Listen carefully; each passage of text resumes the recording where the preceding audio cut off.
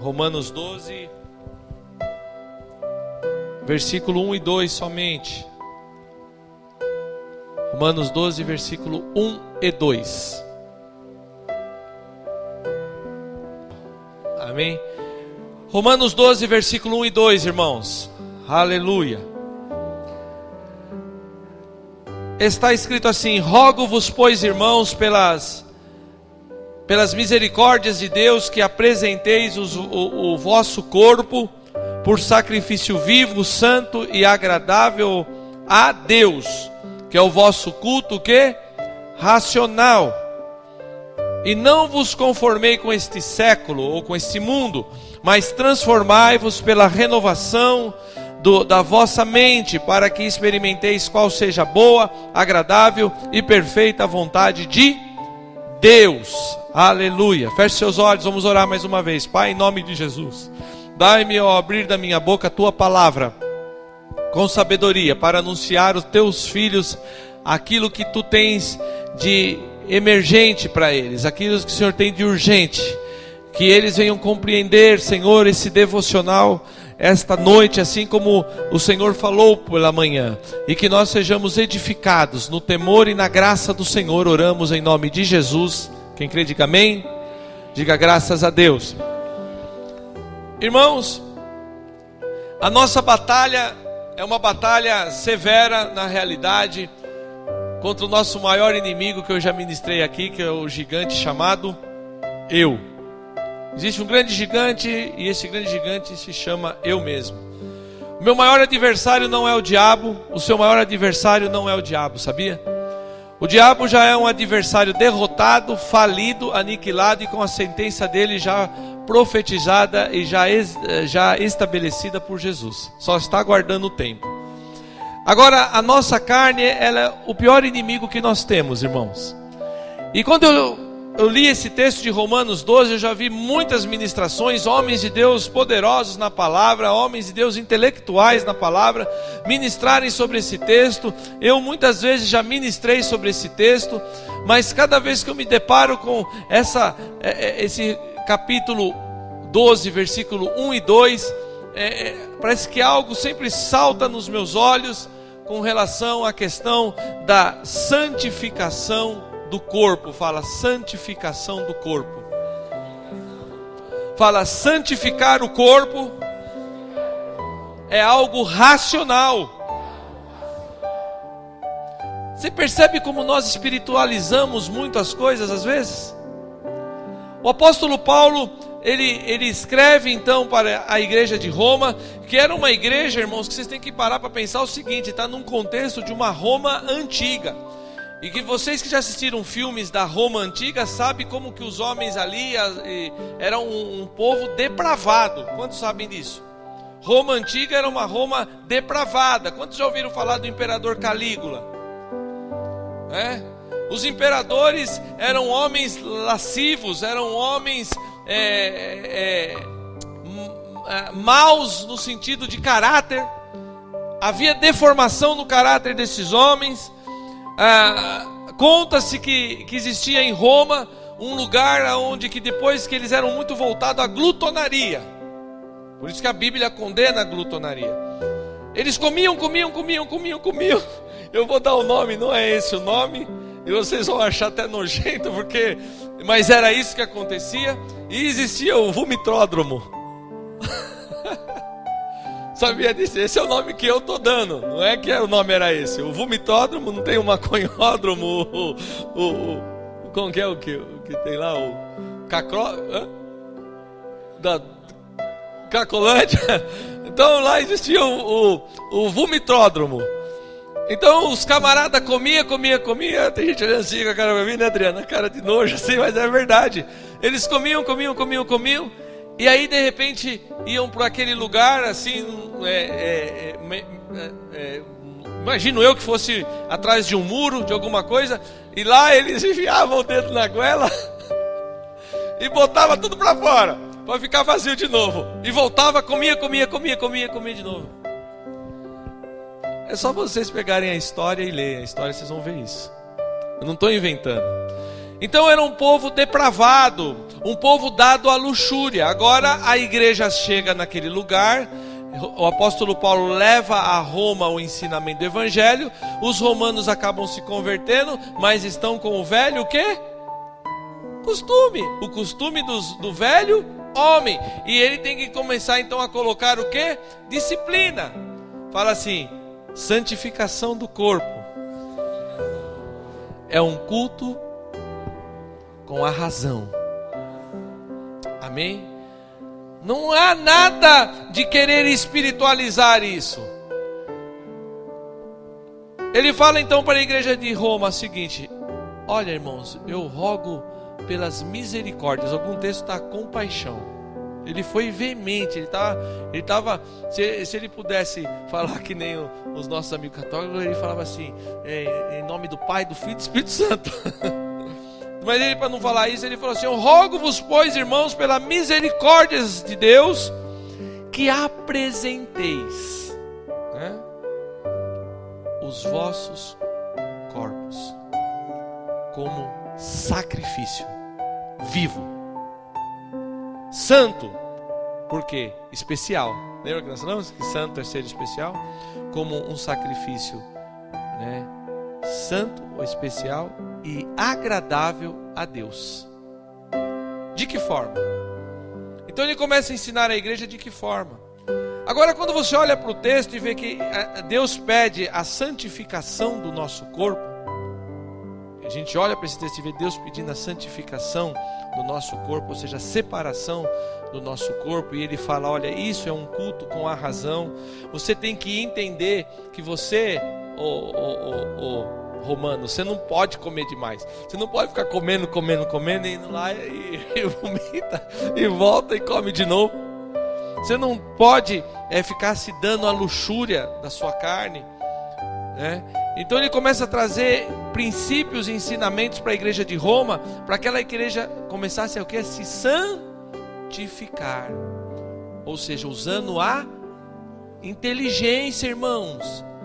Deus te deu uma inteligência para você pensar. Amém?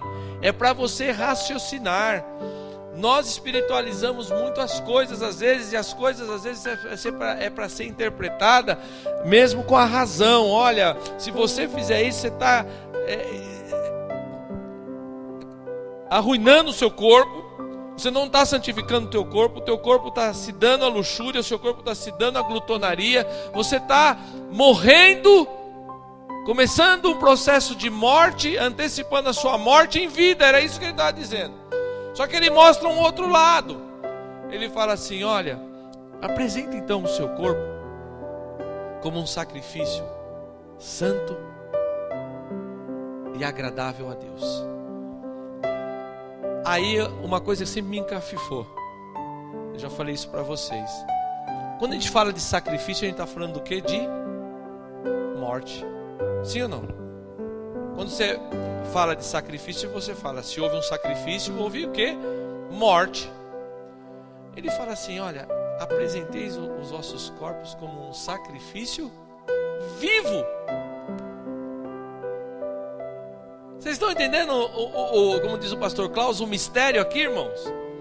Você apresentar o seu corpo como um sacrifício vivo é você apresentar o seu corpo como você está aí em vida, dizendo para Deus: olha, nesse altar aonde vai ser feito esse sacrifício nesse altar sou eu mesmo, Senhor. Então eu vou morrer, eu vou mortificar. Em outro texto Paulo diz em Colossenses: mortificai os vossos membros, né, carnais, fazer morrer, mortificai os membros do vosso corpo carnal. É fazer morrer. Mortificar é fazer morrer. E o processo de nós fazermos morrer o corpo, usando a razão, uma das formas é o jejum. O jejum você se humilha. No jejum você mata a vontade da sua carne. No jejum você se apresenta para Deus como um sacrifício vivo, como uma morte que você está estabelecendo as tuas vontades, mas em vida. Você estabelece morte às suas próprias vontades, mas em vida. E aí, irmãos, eu aprendi há uns anos atrás com o meu pastor, né? E isso virou até hino, depois virou música no CD do Essência da Adoração, que eles falavam assim: sem sacrifício não há fogo, sem fogo não há glória. Fala assim comigo: sem sacrifício não há fogo, sem fogo não há glória. Amém, gente? Quando nós entendemos que nós temos que apresentar o nosso corpo, ou apresentar a nossa vida ali, com as nossas vontades mortas para o mundo, mortificando as nossas vontades, os nossos desejos para o mundo, né? Mas em vida para com Deus, o fogo santo de Deus desce sobre o altar da sua vida. Consegue entender isso? E o fogo santo de Deus vem e consome esse sacrifício. E aí sim é estabelecido a glória de Deus na sua vida. É muito bonito de se cantar. Eu vou dizer isso para os irmãos, viu? É muito bonito de se cantar. É muito bonito de se pregar isso.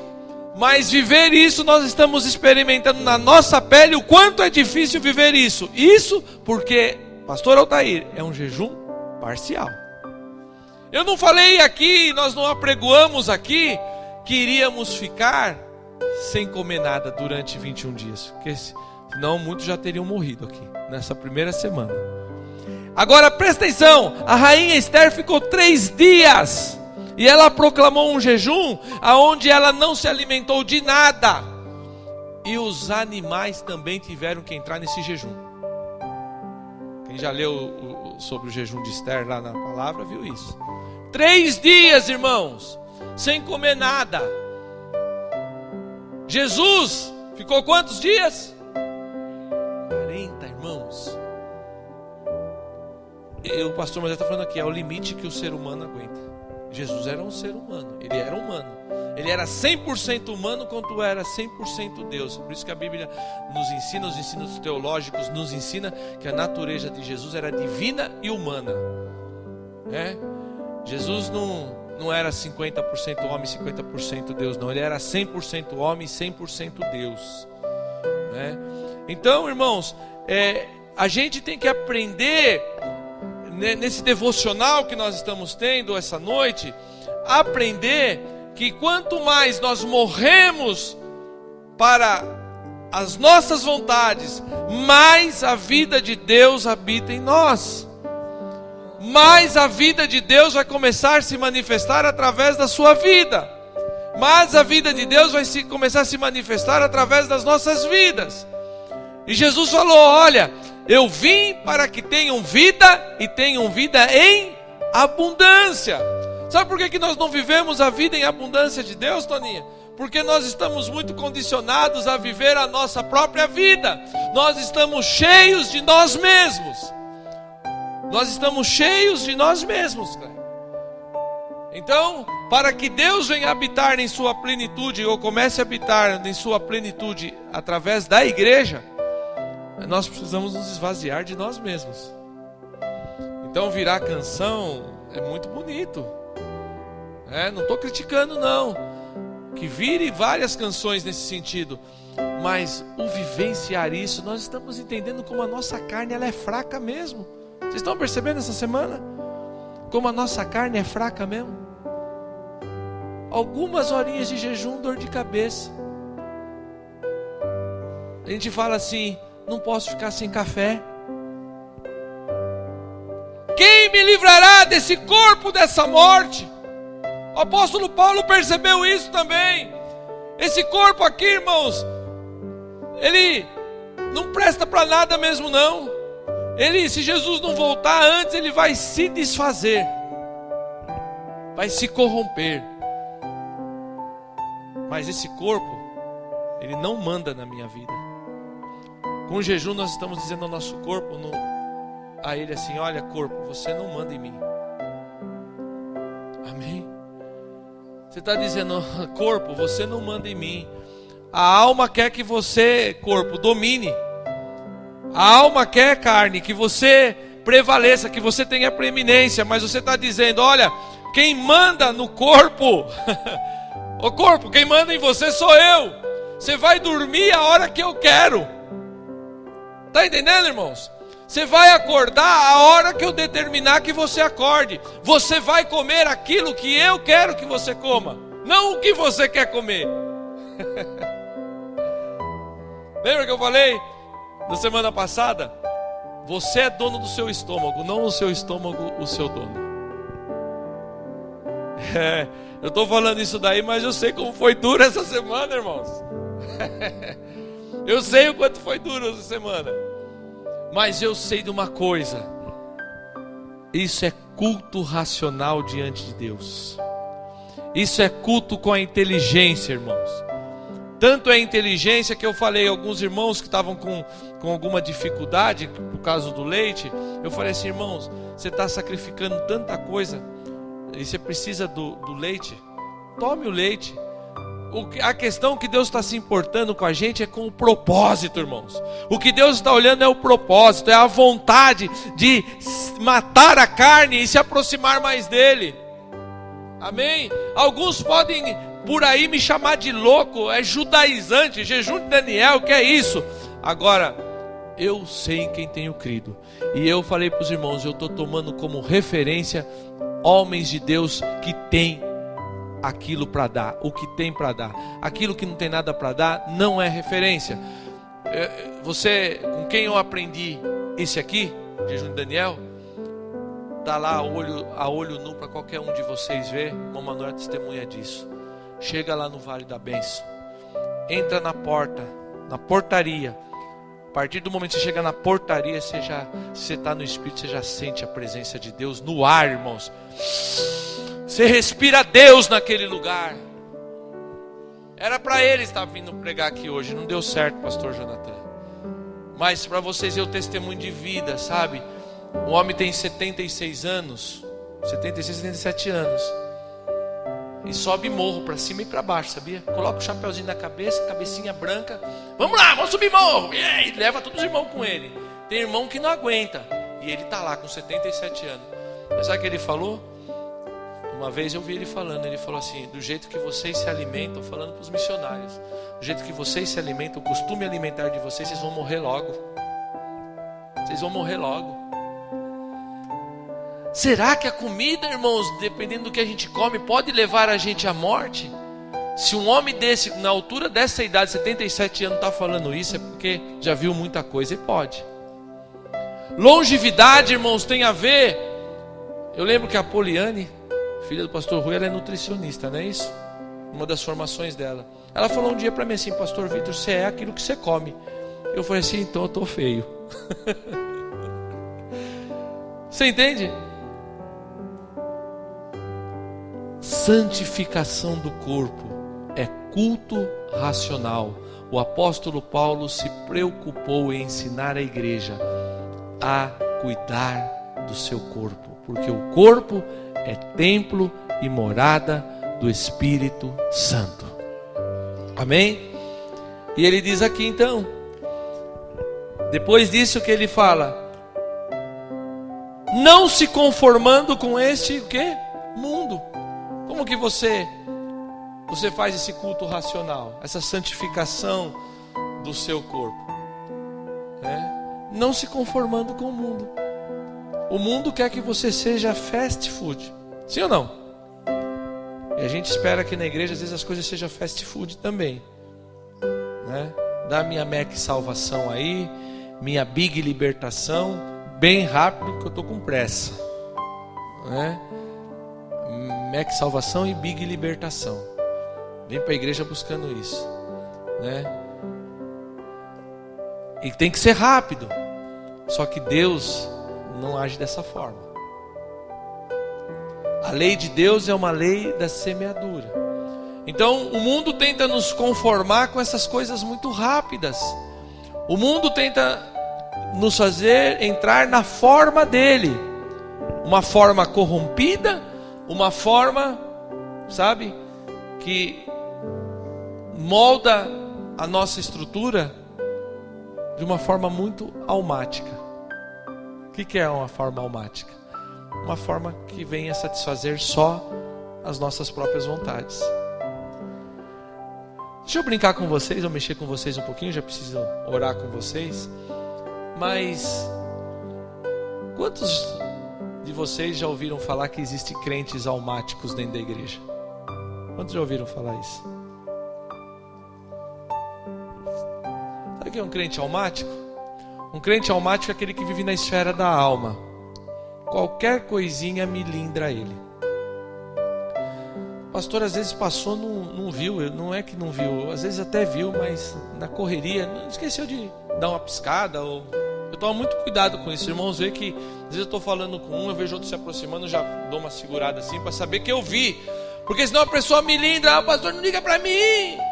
Alma, irmãos, isso é alma, sabe? Ninguém se importa comigo, coisas, reflexos da alma. Sabe o que esse jejum está fazendo com a gente? Matando essas coisas na gente. Está matando essas coisas da alma na gente, sabe? Reflexos de cristão almático tem que sair da gente. A igreja precisa amadurecer, irmãos. Nós precisamos amadurecer, não é? Então ele fala, olha, não se conforme com esse mundo não, não pega a forma desse mundo não, transforme pela renovação da vossa mente. Irmãos, eu quero que a minha mente seja renovada. Eu entendi o que a irmã Maria da Graça quis dizer quando ela não escreveu os pedidos, para que receba de Deus e escreva. Eu escrevi os meus anteriores porque eu já estava buscando em Deus algo. Mas uma coisa é certa, irmãos, o apóstolo ele encerra o versículo 2 dizendo, olha, transformai-vos pela renovação da vossa mente, porque tem algo que Deus quer que nós experimentemos com isso, com a renovação da nossa mente. E o que Deus quer que nós experimentemos com a renovação da nossa mente? Ele quer que nós experimentemos o quê? A boa, agradável e perfeita vontade dEle. Por quê, irmãos? Porque eu e você, cada um de vocês estão me vendo aí, nós temos a nossa boa e agradável vontade. Sim ou não? Pastor, qual que seria uma boa e agradável vontade por irmão agora? Posso falar uma? Sabe qual que seria uma boa e agradável vontade? Não que seja errado, mas nesse momento, sabe qual que seria? Para minha alma, você acha que a minha alma ela estaria mais contente pregando aqui agora, ou se ela tivesse agora lá em Acapulco, debaixo daquelas árvores gostosas, aquele calor gostoso, uma camisa estilo havaiana que eu acho o máximo, né? Vendo aquelas pessoal sarado, né?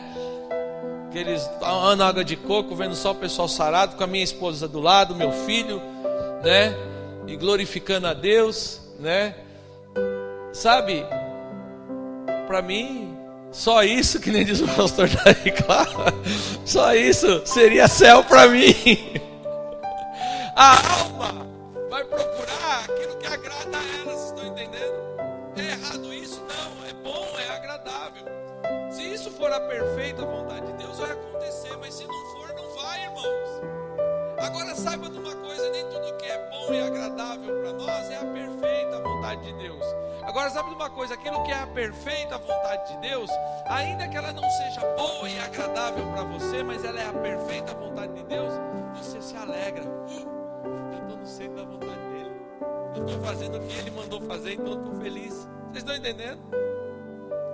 Então eu não movo também, irmãos, uma palha. Eu já falei isso para vocês, eu não vou mover uma palha esse ano ainda com a igreja. Eu tenho várias coisas programadas para acontecer esse ano, mas não vou mover uma palha antes desses 21 dias e Deus falar comigo. Os alvos estão aí, nós estamos jejuando, vamos jejuar 21 dias. Amanhã é o 8º somente. Enquanto eu não ouvir de Deus, eu não vou me reunir com os líderes. Já tenho reuniões marcadas na agenda com aqueles que eu considero líderes que vão me ajudar aqui, mas não vou me reunir com eles enquanto Deus não falar, e Deus só fala após consagração. Jesus, quando foi escolher os seus 12 discípulos, ele passou a noite no monte orando em consagração. Quando ele desceu lá, com certeza tinha vários daqueles seguidores deles esperando, sim ou não? Mas quando ele desceu de lá, gente, ele desceu falando: você será um apóstolo, você. Ele separou os 12. Com certeza Deus falou com ele no monte. Ok? Quem deveria ser? Até o traidor, Deus falou: você escolhe aquele, porque aquele vai ser seu traidor. Vocês entendem, irmãos?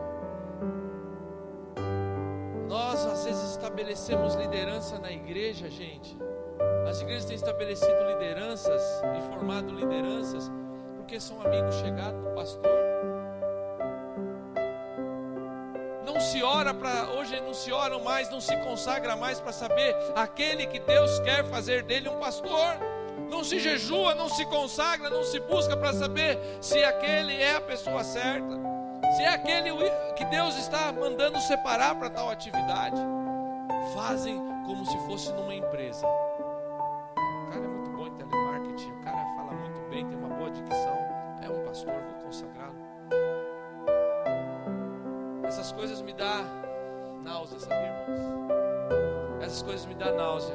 Talvez se eu tivesse uma mensagem diferente dessa que eu estou pregando hoje aqui para vocês, essa igreja aqui estaria assim, ó.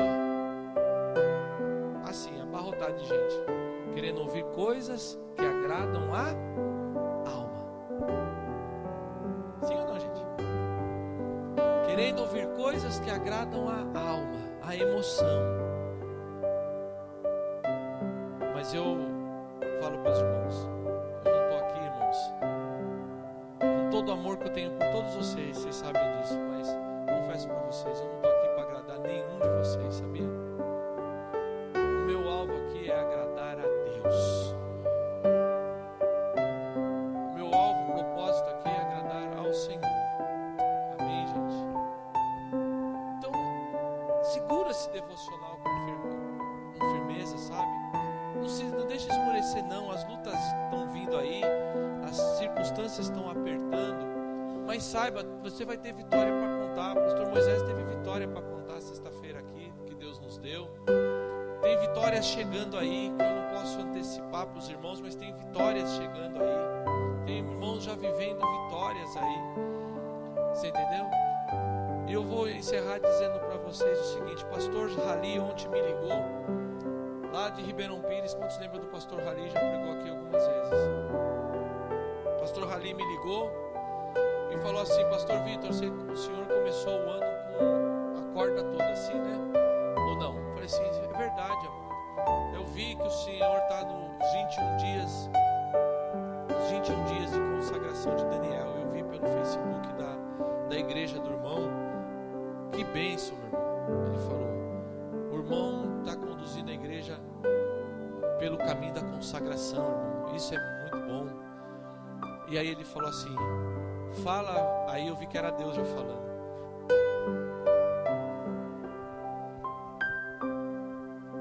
Ele falou assim: fala para minha igreja, fala para minha igreja, prepare-se para colher os frutos. E aí eu vi que depois já era ele de novo. Ele falou assim: olha, pastor Vitor, esse tipo de consagração traz muito fruto para a vida do crente. Aí fomos para a igreja do pastor Klaus ontem. Eu tenho que falar essas coisas para os irmãos, para os irmãos a me ajudar em oração e alimentar isso em oração diante de Deus, queridos. Aí estava na igreja do pastor Klaus, o pastor Klaus ministrando lá, e ele falou 3 coisas que impactou meu coração, e quem estava lá sabe disso. Ele falou assim: unidade, lembra disso? Unidade, satisfação e fé. Fala: unidade, satisfação e fé traz crescimento para a igreja. Ele falou, 10 anos ele não sabia por que a igreja dele não crescia. Deus mostrou para ele, é porque vocês são muito insatisfeitos, reclamam de tudo, não tem satisfação, são insatisfeitos. A insatisfação leva à murmuração, ele falou. E ele falou assim, 3 coisas então leva a igreja ao crescimento. Satisfação, quando Aquírios começou a ter satisfação em Deus, se alegrar com as coisas de Deus, e começou a ter fé. E a outra? E unidade. Os irmãos começaram a ser unidos, falarem a mesma língua. Ei, todos vocês têm que falar a mesma língua. Ô irmão, fica firme no jejum de Daniel. Como está a sua consagração? Está firme? Não sei se os irmãos viram. O meu cumprimento com vocês, toda vez que eu vejo um de vocês, e aí, estão firmes no propósito? No Facebook, estou sempre colocando o devocional do dia e continuem, meus irmãos, firmes no propósito. Amém? Unidade, isso significa unidade, fé e alegria. Não estamos vendo nada, mas Deus está fazendo um excelente negócio no nosso meio. Aí o pastor Klaus falou uma coisa lá: 4 anos em 3 meses. Ele falou assim, eu quero colher esse ano os 4 anos da minha vida em 3 meses. E aí falou para os irmãos, eu quero que vocês aqui da Quírios querem isso, né? Eu fiquei impactado com aquele mistério. Eu até agora não falei com ele ainda. Eu vou querer saber o que significa isso, 4 anos em 3 meses. Porque eu também quero, irmãos. Eu quero receber tudo que nesses 4 anos for arrancado da minha vida, irmãos. Arrancaram coisas preciosas da minha vida. Satanás aproveitou disso para tentar me lançar contra homens, contra ungidos de Deus. Mas eu não me rebelei, não me lancei contra, mas foi arrancado coisas preciosas da minha vida. Quase que arrancaram a minha dignidade, irmãos. Quase arrancaram a minha dignidade, mas eu não esmoreci, fiquei firme no propósito com Deus. E eu falei assim, eu quero esses 4 anos. 4 anos que foi embora a minha vida financeira. Foi lá para onde o urubu não voa.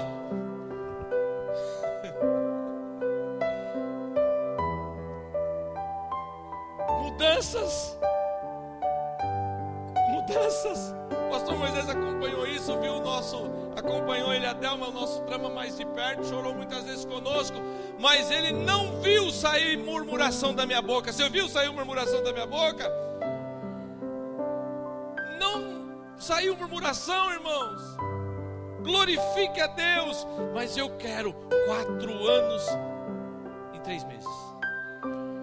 Aí eu lembrei da sementinha do feijão.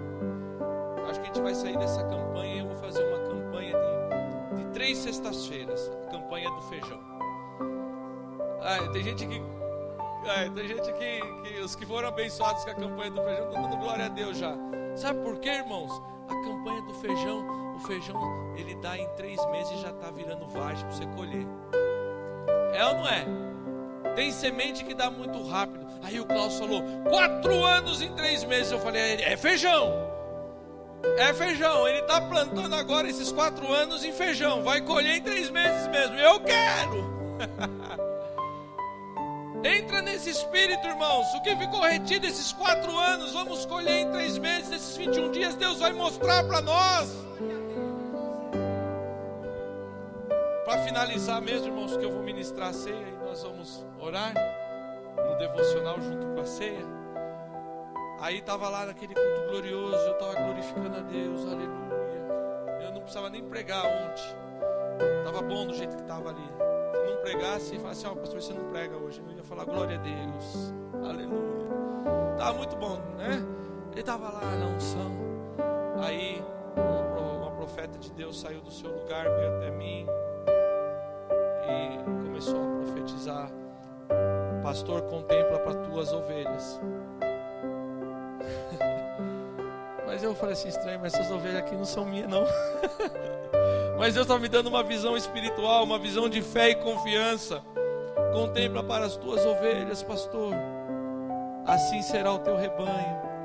As ovelhas fortes vão começar a gerar esse ano, ovelhas fortes. E o aprisco vai aumentar, o aprisco vai vai crescer. Começa a contemplar. Eu comecei a olhar a Quírios e ela não estava cheia onde tinha Quírios, hein? Mas estava bastante gente. E eu comecei a contemplar assim, eu falei assim, glória a Deus. Eu comecei a imaginar Abraão saindo da tenda, olhe para os céus, as estrelas, vê se as pode a contar, Abraão, assim será a tua posteridade. Irmãos, eu já preguei sobre isso muitas vezes, quem me conhece sabe disso. Eu imagino que naquela noite todas as estrelas do céu queriam aparecer para Abraão, conta eu também. A constelação fez festa, creio eu, para que Abraão as contasse, para colocar fé no coração de Abraão. Deus deu uma visão para Abraão. Amém, queridos? E aí Deus ontem naqueles falou assim para mim assim, contempla as tuas ovelhas, pastor. Eu, aleluia, aleluia, eu contemplo. Pai, eu não vou ver daqui a pouco esses bancos mais vazios aqui não vou ver mais. Eu vou ver a gente tendo que colocar banco lá no segundo pátio ali e abrir mais aquela porta ali, irmãos. E eu quero ver a gente fazendo 2 cultos aqui às 5 e às 7 da noite, sabe, irmãos? Para Deus é possível isso, mas antes consagração, antes oração, antes jejum, antes pagar o preço e depois evangelização e amor às almas perdidas. Vocês me ajudarão a gerar ovelhas. Eu não gero ovelhas como pastor, eu cuido delas como pastor. Como ovelha eu gero, mas como pastor eu cuido. Quem tem que gerar ovelhas são vocês. E ovelhas fortes geram ovelhas fortes. Agora, ovelha fraca morre no parto. E eu não permito que haja aborto espiritual no nosso meio. Que você comece a gerar e aquilo que você está gerando espiritualmente morra. Não. Quantas pessoas no nosso meio frustradas porque começaram a gerar algo espiritual muito grande e aquilo foi abortado. Deus está falando aqui. Vamos colocar em pé, irmãos. Eu vou chamar o pastor Moisés e vou chamar o irmão Ari essa noite para me ajudar na ministração da ceia do Senhor. Nós estamos em pouquinha gente hoje. Dá para fazer o que eu quero fazer, para a gente terminar no máximo 8h15. Vocês foram abençoados com essa palavra, irmãos? Os irmãos que não estão desde o começo, né, nessa campanha de jejum, e queiram entrar, podem fazê-lo. É só falar comigo depois, eu passo a apostila por e-mail, você lê, você se prepara e comece. Você vai terminar uma semana depois, né? Vai terminar uma semana depois que a gente, mas faça, amém? Faça, porque vai produzir resultado na sua vida, amém? Tem o cardápio lá, você faça lá o cardápio, vai ser bênção, amém? Pastor Moisés vai orar pelo pão que representa o corpo de Cristo, o irmão Ari pelo suco de uva que representa o sangue de Jesus. Jesus, a alma dele teve uma vontade, irmãos. Ele estava ali no jardim do Getsemane. E no momento de maior ardor ali no Getsemane, eu creio que o Getsemane foi mais pesado para Jesus do que a cruz, sabia? Eu tenho essa convicção no meu espírito. Sabe por quê, irmãos? Na cruz ele só concluiu o propósito de Deus. No Getsemane, o propósito de Deus estava começando a cair sobre Jesus. Foi no Getsemane, irmãos, que ele sentiu o pecado de toda a humanidade espremendo ele ali. Chegou um momento que ele não aguentou, irmãos, e como homem ele bradou ao Pai: Senhor, se possível, afasta de mim esse cálice. Era a vontade dele como homem, é que Deus tirasse aquele cálice mesmo.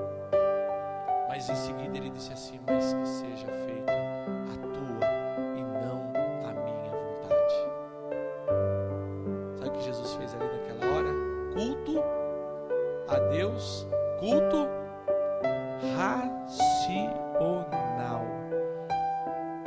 alma dele queria escapar daquilo, a alma dele como homem. Mas o espírito dele queria viver a plenitude de Deus. Vou cumprir o seu propósito na terra. Seja feita a tua vontade. Quando você pegar esse elemento, nós vamos fazer diferente. Então eles vão orar, a Sabrina vai estar tocando, você vai vir, né? Você vai pegar o elemento, viu, Sabrina? Você vai continuar tocando normalmente, você segue os dois que você preparou aí.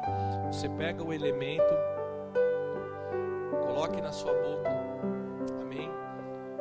Coma, pegue do suco de uva, beba, coloque o cálice de novo na bandeja, volta para o seu lugar, dobra o seu joelho e entre no seu devocional pelos seus pedidos até 8h15, amém?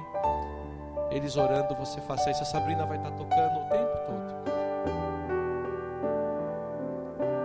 Participem da ceia, irmãos. Não deixe de participar da ceia do Senhor. Amém. Pai querido, o que podemos te dizer nesta hora, Senhor, a não ser reconhecer a tua infinita graça, misericórdia, o teu infinito amor. O Senhor nos amou primeiro, Senhor. O Senhor nos encontrou quando estávamos, Senhor, perdidos, sem esperança, vagando no mundo, sem direção. O Senhor nos achou. Nós queremos te louvar nesta noite, Senhor. Nós queremos te bendizer, porque sabemos, Senhor, que o teu sacrifício naquela cruz, Senhor Jesus, ele é válido para as nossas vidas. Ele nos alcançou, Senhor, de uma maneira, Senhor, real, de uma maneira, Senhor, a transformar o nosso ser, a nossa vida, papai. E nós te agradecemos, Senhor Jesus, porque neste dia, neste momento, podemos nos reunir aqui, Senhor, para lembrar isso, Senhor. Lembrar que o Senhor está vivo, que o Senhor ressurgiu dentre os mortos, que o Senhor nos resgatou, que o Senhor vive, para que a tua vida, Senhor, seja refletida em nós, papai.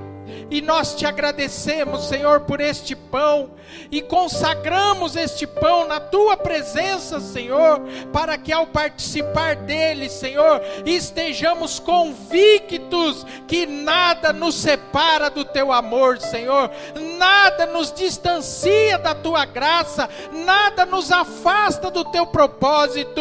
E nós estamos aqui, Senhor, para confessar isso, para agradecer, Senhor, por tão sublime amor para com as nossas vidas, em nome de Jesus.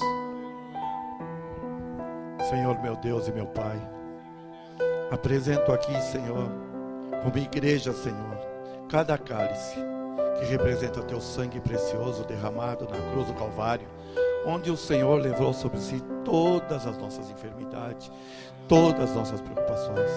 Meu Deus e meu Pai, eu agora, Senhor, como igreja, vou distribuir para cada um, Senhor, que ao ingerir esse cálice representado como teu sangue, que o nosso corpo, a nossa alma, a nossa carne seja sarada, seja morta, e que o Espírito Santo de Deus venha nos verificar, venha fazer morada, e que nós sejamos mais espiritual.